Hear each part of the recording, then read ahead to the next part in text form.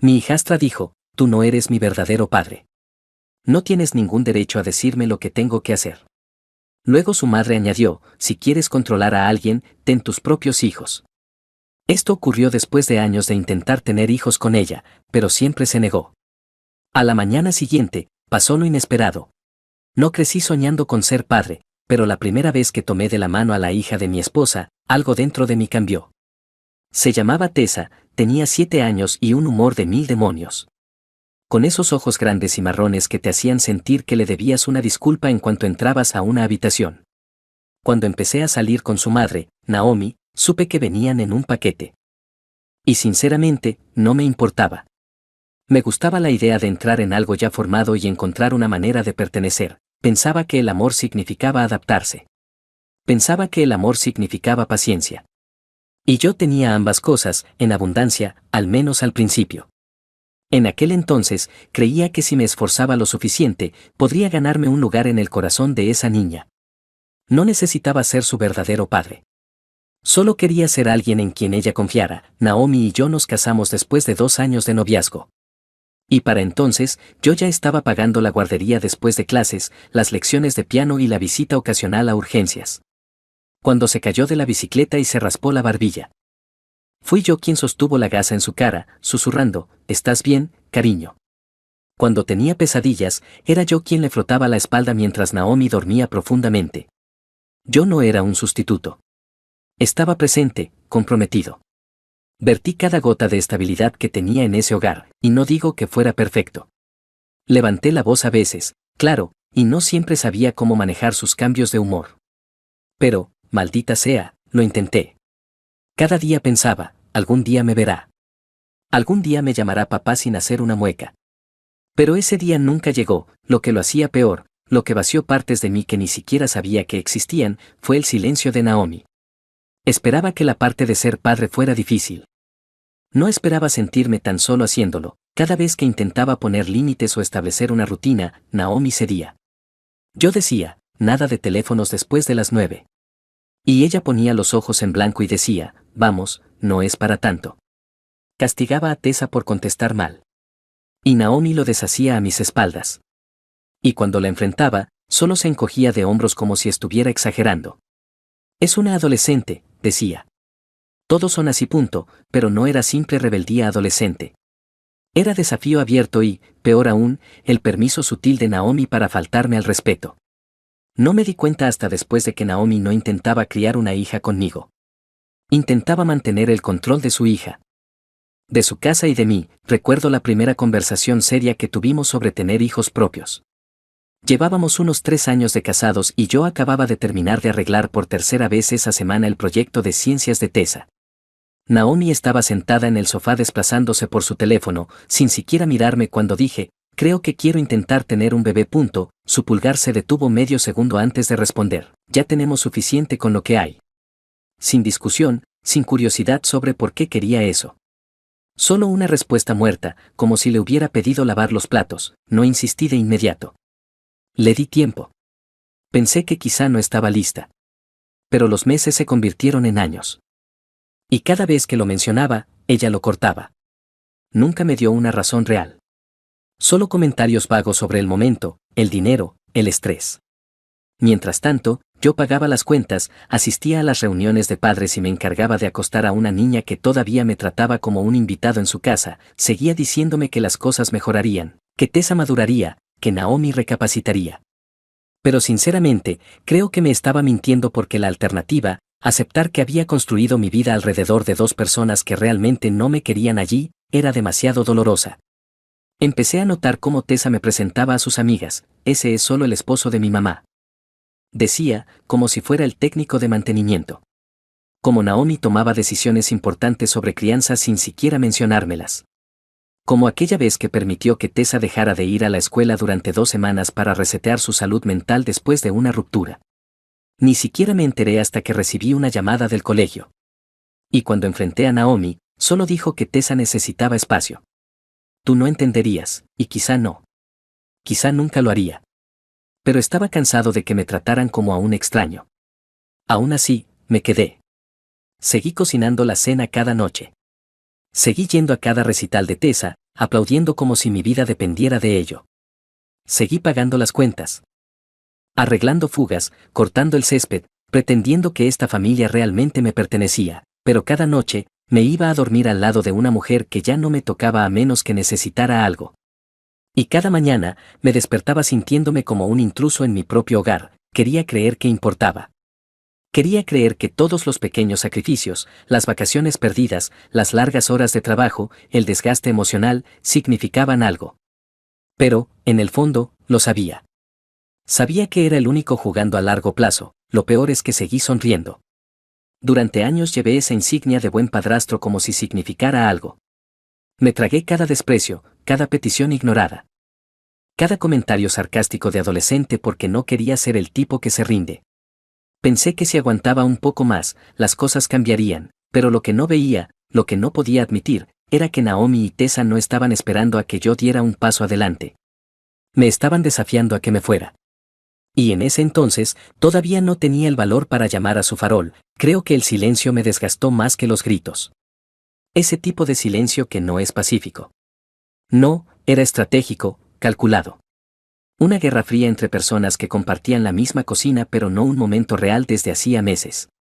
Cada vez que entraba a una habitación, Tessa se ponía los auriculares o de repente encontraba algo súper interesante en su teléfono. Y Naomi dejó de mirarme a los ojos. Murmuraba gracias cuando pagaba la hipoteca o cocinaba, pero nunca lo decía con convicción, no quedaba calidez. No quedaba suavidad. Solo distancia amarga, como si todos esperáramos a que alguien más hablara primero para poder pelear, y no importa lo duro que un hombre crea ser. Cuando las personas en tu propia casa te tratan como un fantasma, empiezas a preguntarte si realmente sigues vivo ahí. Hubo momentos en los que intenté fingir que todo estaba bien. Como cuando llevaba flores a casa o intentaba planear una escapada de fin de semana solo para Naomi y yo. Ella siempre encontraba una razón para no ir, que Tessa tenía tarea, que no se sentía bien. Que no era el momento adecuado. Dejé de preguntar por qué el rechazo, incluso cuando viene endulzado, sigue doliendo, lo peor eran las cenas. Cocinaba para ellas como si fuera un acto de devoción. Preparaba salmón a la parrilla como le gustaba a Naomi, con mantequilla de limón y espárragos al lado. Tessa solo lo empujaba con el tenedor o decía directamente, ¿podemos pedir pizza mejor? Naomi nunca la corregía. Nunca decía, da las gracias o come lo que hay. Solo suspiraba y decía, si no lo quieres, no lo comas. Como si yo fuera el que las estaba incomodando con mi esfuerzo, el cambio no ocurrió de la noche a la mañana. Se infiltró como moho bajo la pared. Silencioso. Lento y tóxico. Tessa se volvió cada vez más despectiva. Dejaba ropa tirada por toda la sala, ponía música fuerte de madrugada, murmuraba maldiciones cuando le pedía que recogiera. Cuando finalmente levanté la voz una noche después de que me llamara solo el tipo que vive aquí, Naomi intervino como si yo fuera el causante del problema. Está expresándose, dijo. No es falta de respeto. Solo es una adolescente. Recuerdo estar allí parado, con los platos aún en las manos, viendo cómo las dos se defendían mutuamente como si yo fuera un extraño que no pertenecía allí. Fue entonces cuando lo entendí. Ya no era su esposo. Era la ayuda. Un hombre que pagaba cosas y ocupaba espacio. Pero cuya voz no tenía peso en su propia casa, y la verdad es que yo no estaba intentando ser una figura autoritaria. No exigía lealtad ni obediencia. Solo quería respeto básico. Quería ser incluido en las conversaciones, tener voz en decisiones que nos afectaban a todos. Pero cada vez que lo intentaba, era como gritar en el vacío. Naomi empezó a ocultarme cosas, citas, facturas, incluso eventos familiares. Me enteré de que su hermana había venido de visita solo después de ver una foto en redes sociales. Cuando le pregunté por qué no me dijo, simplemente se encogió de hombros y dijo, has estado tan ocupado. No pensé que te importara. Ese desdén casual fue peor que una mentira directa. Significaba que ya no me veía como alguien importante. Solo ruido de fondo en la vida que había construido alrededor de ella y su hija. Una noche, llegué tarde después de un turno brutal y encontré al novio de Tessa sentado en el sofá, con los zapatos en la mesa de centro y sosteniendo una cerveza. ¿Una cerveza? Tenía 17 años. Miré a Naomi como diciendo, ¿en serio? Y ella tuvo el descaro de decir, él ha sido más respetuoso que tú últimamente. Sentí que algo se rompía dentro de mí. No fue rabia, ni siquiera tristeza. Solo entumecimiento, como si estuviera viendo la vida de otra persona y yo estuviera ahí solo para observar. No grité. No eché al chico. Solo pasé junto a ellos. Entré a mi habitación y cerré la puerta. Me quedé mirando el techo durante horas, preguntándome cómo había llegado a esto.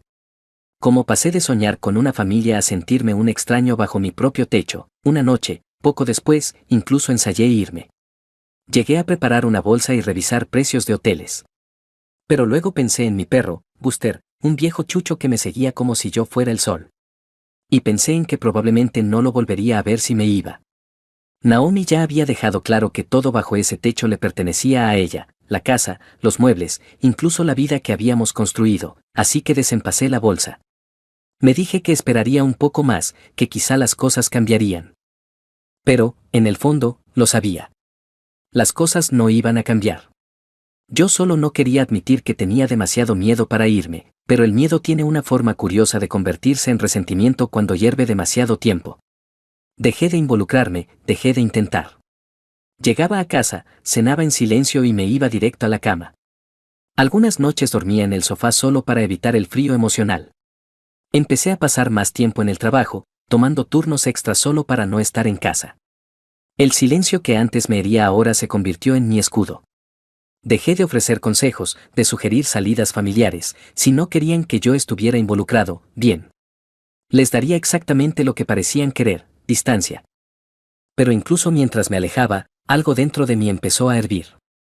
Una furia lenta, a fuego lento, que aún no sabía cómo manejar. Lo único que sabía era que algo tenía que romperse. Y pronto, ocurrió un domingo por la tarde, ese tipo de día que ya se siente pesado antes de que algo salga mal.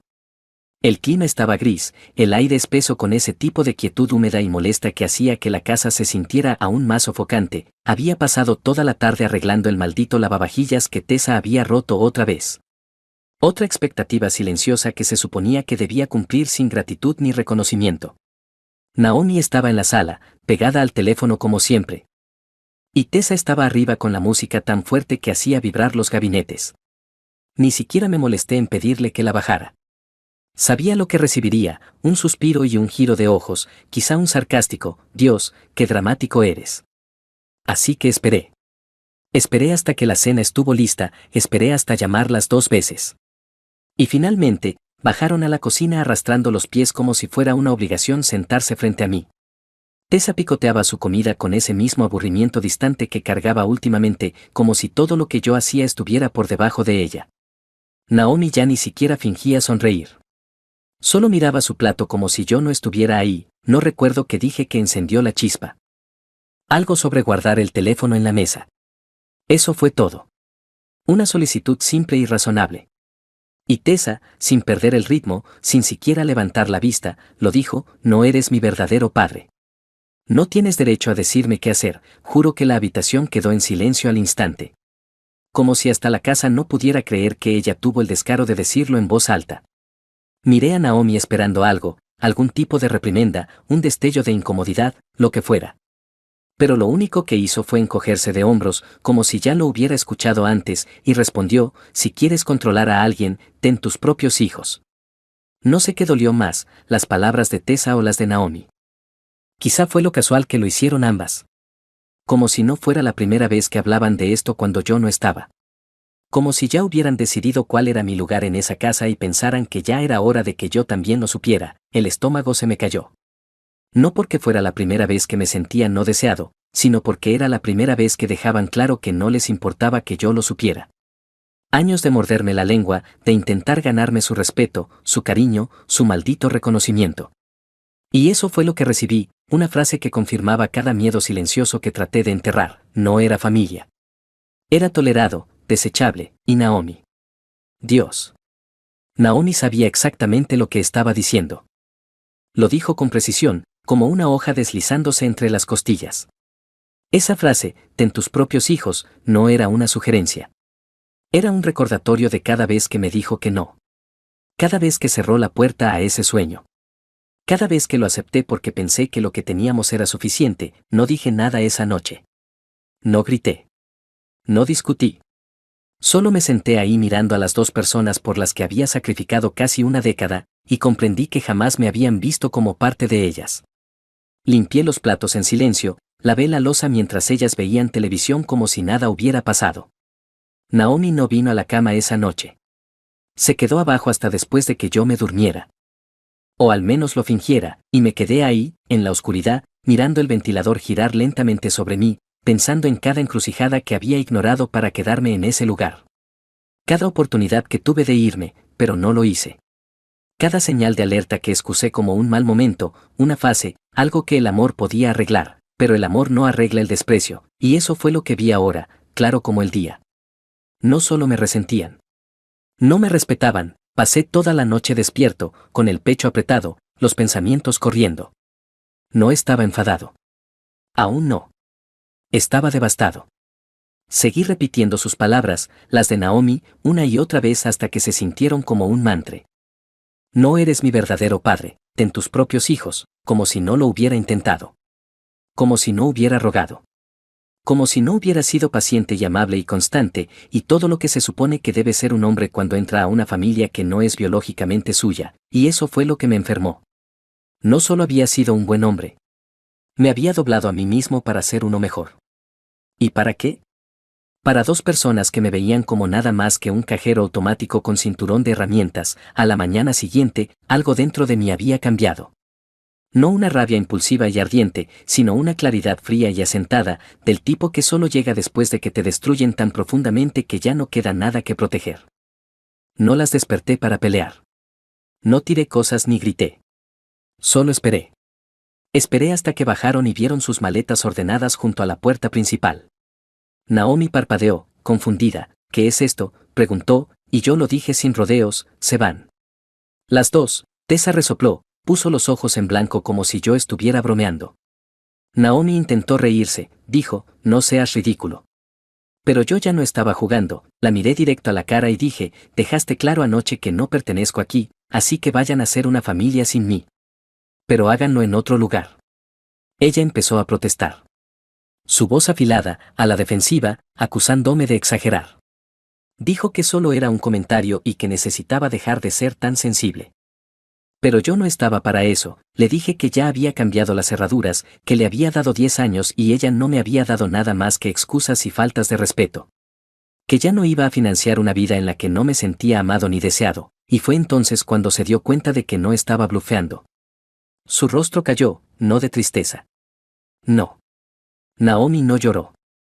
Parecía avergonzada, como si no pudiera creer que al fin había tenido el valor de poner un límite. Tessa no dijo ni una palabra. Solo se quedó ahí, con los brazos cruzados, la boca en ese gesto arrogante de adolescente que ponía cada vez que creía haber ganado una discusión, pero esta vez no, esta vez gané yo. No porque las lastimara, sino porque por fin me elegí a mí mismo, ellas no me creyeron. No al principio. Cuando les dije que se fueran, Naomi se quedó ahí un minuto entero, con la boca abierta como si intentara descifrar si me había golpeado la cabeza o si finalmente había perdido la cordura. Tessa no dijo nada. Solo se recostó contra la barandilla, brazos cruzados, masticando el interior de su mejilla como hacía siempre cuando estaba molesta. Conocía demasiado bien esa expresión. La misma que ponía cuando le pedía que limpiara su habitación o cuando decía que no a algo que quería. Pero esto no se trataba de horarios ni de tareas, esto se trataba de dignidad, la mía.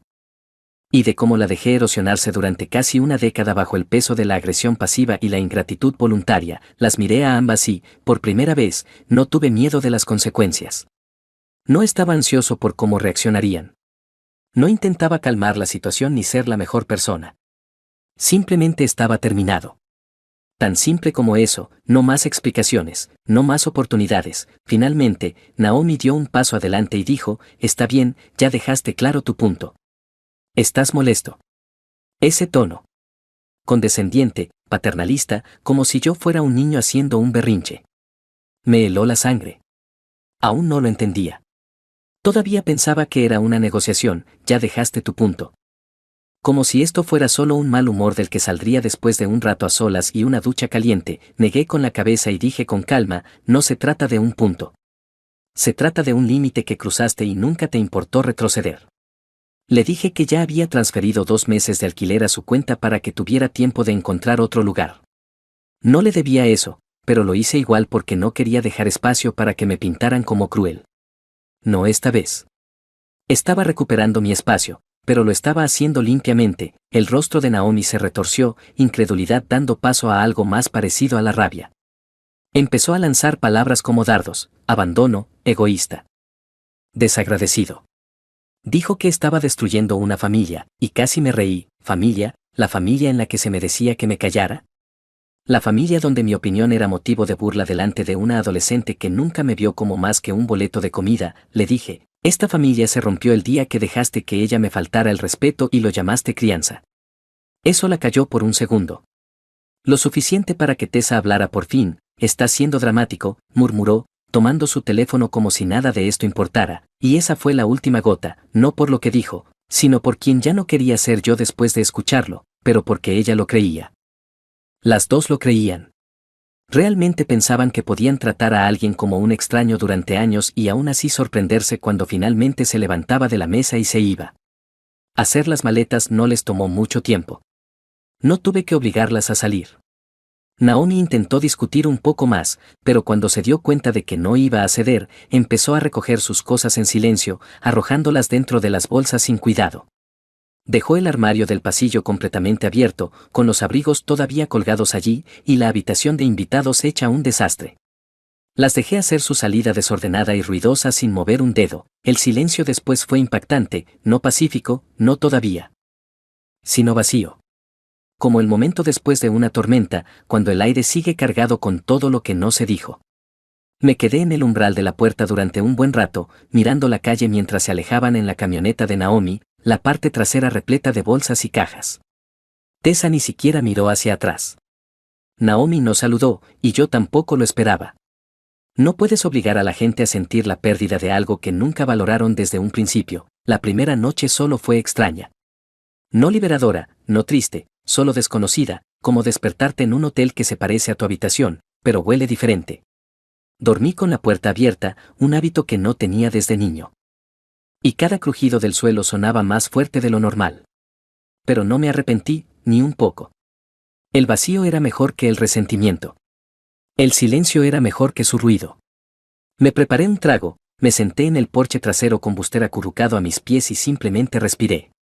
Respiré de verdad. Ese tipo de respiración que no te das cuenta de que has estado conteniendo durante años. No sabía cómo se veía el futuro, pero por primera vez en mucho tiempo no le tenía miedo. Ya no necesitaba que me necesitaran. Necesitaba que me respetaran. Por supuesto, no tardó en comenzar la reacción.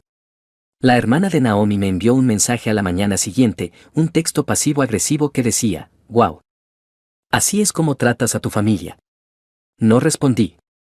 Luego vinieron una serie de publicaciones vagas en el Instagram de Tessa. Ya sabes el tipo, fondos negros con texto blanco, como algunas personas solo están cuando les conviene y la sangre no te hace familia, la lealtad sí. No comenté. Ni siquiera abrí más que la vista previa, sabía lo que estaban haciendo, intentando pintarme como el villano en una historia en la que nunca me dejaron escribir ni un solo capítulo. Pero yo ya no estaba interpretando ese papel. Ellas podían contar la versión que más las hiciera sentir mejor. Yo no tenía nada que demostrar. Unos días después, Naomi dejó un mensaje de voz. Su tono era calmado. Demasiado calmado, como si intentara sonar civilizada mientras aún giraba el cuchillo. Dijo que estaba decepcionada de mí, que había renunciado a algo real, que si tuviera un mínimo de decencia, me disculparía por el bien del cierre emocional, al menos. Escuché todo el mensaje y luego lo borré. Sin respuesta. Porque lo que ella no entendía era que no solo había terminado con la relación. Había terminado con el ciclo. El ciclo de ser culpado, manipulado y después esperado que lo olvidara todo. Cuando el polvo se asentara, no pensaba volver esta vez, ni siquiera por cierre. El cierre es lo que exige la gente cuando no está lista para asumir responsabilidad. Y yo ya había asumido toda la mía. Empecé a hacer cambios inmediatamente. Cambié las cerraduras, doné la ropa y el maquillaje que Naomi había dejado en el baño, quité las fotos familiares y las reemplacé con arte que realmente me gustaba. Abstracto, frío, silencioso. Se sentía como un reinicio, como arrancar capas de expectativas ajenas hasta encontrar la forma de mi propia vida debajo. Amigos empezaron a contactarme, algunos curiosos, otros preocupados. Les dije la verdad. Pasé 10 años intentando ser parte de una familia que nunca me quiso en primer lugar. Y cuando finalmente lo entendí, hice lo único que podía hacer, las dejé ir. Y luego me dejé empezar de nuevo, sabía que no se irían en silencio. Gente como Naomi no abandona simplemente la vida de un hombre, intentan reescribir su papel en ella mientras salen. Empezó con cosas pequeñas. Un amigo en común me dejó de seguir en Facebook. Alguien de la clase de yoga de Naomi, que apenas me conocía más allá de un saludo educado en las barbacoas, dejó un comentario en una de mis fotos que decía: espero que el karma te trate como tú trataste a tu familia. Ni siquiera sabía cómo responder, más que nada porque no sabía qué versión de la historia habían escuchado. Me imaginaba a Naomi sentada en una cafetería, fingiendo estar destrozada, hilando la narrativa con suficientes verdades a medias como para hacerme parecer frío y desequilibrado. Podía escuchar las frases en mi cabeza, simplemente explotó. Siempre caminaba sobre cáscaras de huevo. Nunca aceptó a mi hija. Ese último me dolería más. No porque fuera cierto, sino porque era la historia que siempre quiso que la gente creyera. Que yo era demasiado duro, demasiado estricto, demasiado hombre para criar a una hija. Que no era mía, pero no fue solo ella. Tessa también se unió, sutilmente al principio, publicando TikToks crípticos y selfies tristes con subtítulos como «La confianza se gana, no se regala». Angustia adolescente disfrazada de sabiduría. Y por supuesto, sus amigas lo absorbían, corazones, palabras de apoyo, y más de un comentario sobre hombres que quieren jugar a ser papá y luego se rinden. No discutí. No publiqué mi versión. Esa fue la parte más difícil, saber que el silencio sería interpretado como culpa. Pero yo ya no estaba jugando a la defensiva. No iba a dejarme arrastrar a una guerra online por una casa que yo pagué y una familia que me resentía. Que hablaran. Que distorsionaran. Yo había terminado con la gestión de apariencias para hacer sentir cómodos a los demás, aún así, me afectó más de lo que esperaba. La forma en que personas que conocía desde hacía años de repente se distanciaron. Las invitaciones dejaron de llegar. Los mensajes se ralentizaron. Y no eran solo desconocidos. Incluso mi propio primo llamó para preguntar: oye, hombre, ¿qué pasó realmente? Naomi dijo que las echaste sin avisar. Eso me enfureció más que nada. Que él creyera que yo era el tipo de hombre que expulsaría a una mujer y a una niña sin motivo, sin acumulación, sin provocación. Pero supongo que así es como funciona. Cuando los hombres ponen límites, especialmente con mujeres y niños involucrados, los tildan de crueles, egoístas, abusivos incluso. Nadie quiere escuchar sobre los años de erosión emocional que llevaron a ese límite. Solo quieren saber por qué el hombre se fue, y cuando piensa disculparse, fue una semana después del caos cuando recibí una llamada de alguien que no esperaba, Marisol, la hermana menor de Naomi. No hablábamos mucho fuera de las fiestas, pero siempre me cayó bien. Era aguda, observadora, no perdía tiempo con charlas triviales. Cuando contesté, no perdió tiempo, solo quiero que sepas, dijo, que te entiendo. Eso fue todo. Sin cortesías, sin introducción, solo esas 4 palabras. Y mi pecho casi colapsó bajo el peso del alivio que no sabía que estaba conteniendo. Me senté en el sofá, el mismo rincón que Naomi solía ocupar como si fuera un trono, y pregunté: ¿entiendes qué? Marisol suspiró, largo y profundo: sé cómo puede ser Naomi. La quiero, es mi hermana, pero ella nunca quiso una pareja. Quiso un proveedor al que pudiera controlar. Y nunca vio realmente cuánto diste. No dije nada, solo me quedé ahí, atónito, asintiendo hacia el silencio como si pudiera verme.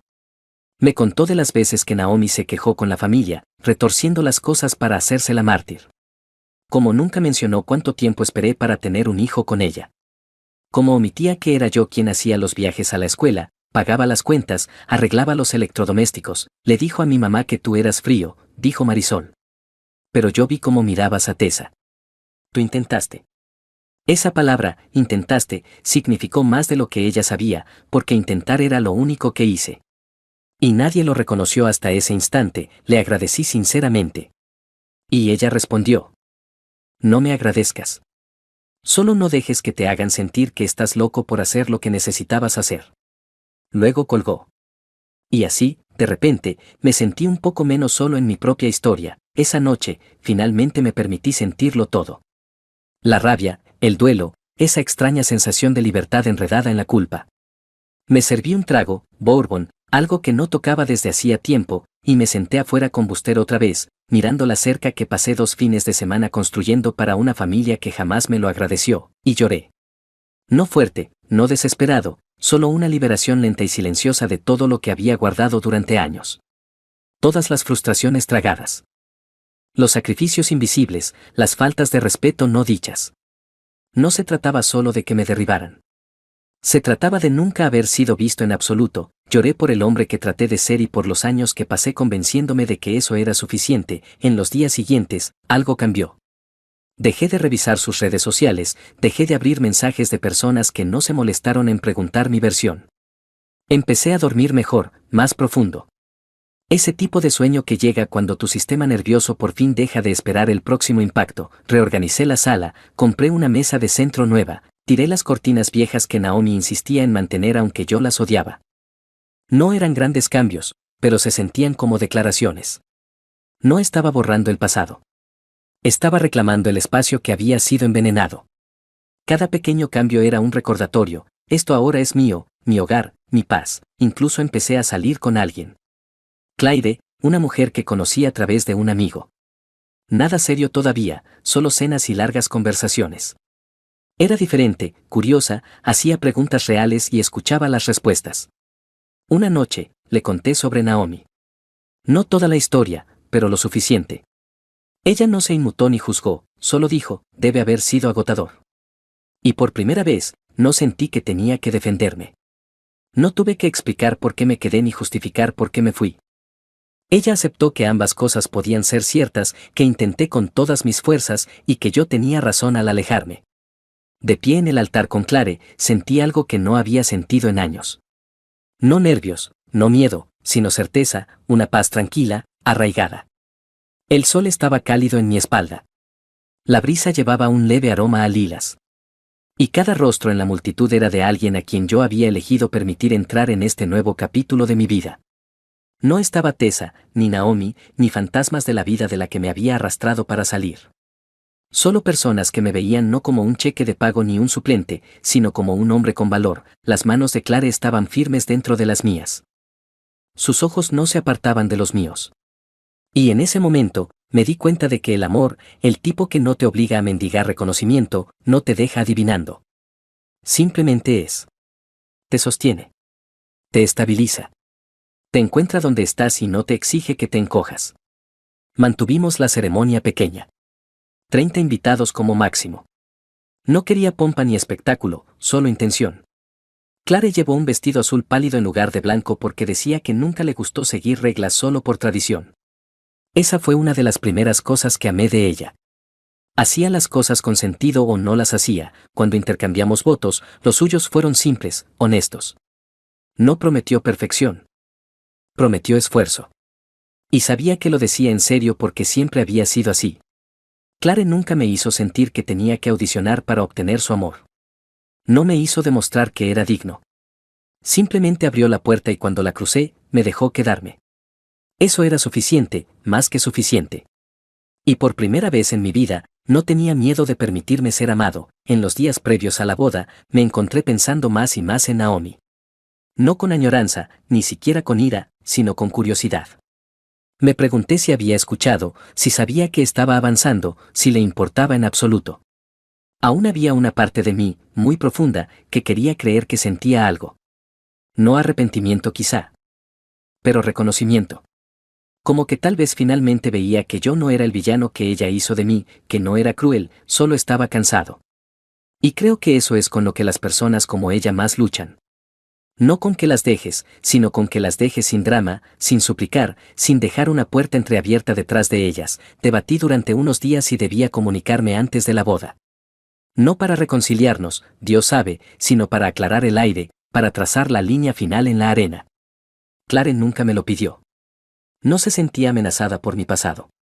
Pero creo que entendía que algunas puertas deben cerrarse intencionalmente, no solo alejarse de ellas, así que le envié a Naomi un mensaje corto. Neutral. Sin amargura, sin pasivo-agresividad, solo hechos. Le dije que me casaría, que le deseaba lo mejor, que esperaba que con el tiempo pudiera ver cuánto había intentado y cuán profundamente había necesitado elegirme a mí mismo al final. Lo cerré diciendo, no hay ira en mi corazón, solo distancia, y así se quedará. Ella nunca respondió, y eso en sí mismo fue la respuesta que esperaba. Después de la ceremonia, durante la recepción, uno de los primos de Clare me tomó del brazo y me dijo, parece que has pasado por una mierda. Me reí, no porque fuera gracioso, sino porque era lo más honesto que alguien había dicho en todo el día. Le conté la versión corta. El matrimonio, la hijastra, el desalojo. Él asintió, dio un sorbo a su bebida y dijo, me alegro de que haya salido. Y me di cuenta de que eso era exactamente lo que se sentía, escape. No de personas, sino de una vida en la que estaba constantemente encogiéndome, donde el amor era condicional, transaccional, usado como arma. Había pasado tanto tiempo tratando de ser suficiente para personas que ya habían decidido que no lo era. Ahora estaba con alguien que me veía incluso antes de abrir la boca. Ese tipo de gracia. Se sentía como aire después de una década bajo el agua. Unos días después de la boda, recibí un mensaje de un número que no reconocí. Solo decía, vi las fotos. ¿Te ves feliz? Ella parece agradable. Sin nombre. Pero sabía que era Tessa. Una parte de mí quiso ignorarlo, dejar que sus palabras se desvanecieran en el vacío, como las mías tantas veces. Pero otra parte de mí, la más vieja, la más cansada, entendió que esto era lo más cerca que ella estaría de ofrecer una rama de olivo, así que respondí, no un libro, solo, lo estoy. Espero que tú encuentres lo mismo algún día. Y eso fue todo. No intercambiamos nada más. Ni llamadas, ni disculpas, solo ese breve destello de reconocimiento antes de desvanecernos nuevamente en nuestras vidas separadas. No fue una reconciliación. Fue simplemente la realidad, ahora, meses después. Nuestra casa se siente diferente, más cálida. Clare no camina sobre cáscaras de huevo a mi alrededor. Me pregunta qué pienso, no solo cuando le conviene, sino porque quiere saberlo. Hablamos de tener hijos, no de manera cargada de presión, sino con emoción. Con esperanza, no sé qué depara el futuro. Y por primera vez, eso no me asusta porque sé quién soy. Sé lo que no toleraré. Conozco las señales de una erosión cuando recién empiezan a susurrar. Y no dejaré que echen raíces nunca más. No solo dejé atrás a Naomi y a Tessa. Me reclamé a mí mismo en el proceso. Y ese hombre, el que finalmente eligió la paz sobre la cercanía, es el hombre que llevo conmigo cada día desde entonces. Miro atrás a veces, no con arrepentimiento, sino con claridad. Veo al hombre que era, cansado, dolido, constantemente buscando migajas de validación. Y siento por él. Lo lamento. Pero no lo extraño, porque ahora he construido algo nuevo, algo real. Y no vino del sacrificio. Vino de los límites. De alejarme cuando quedarme significaba abandonarme a mí mismo, y si hay algo que he aprendido, es esto, a veces lo más valiente que puedes hacer es levantarte de la mesa cuando el amor ya no está siendo servido.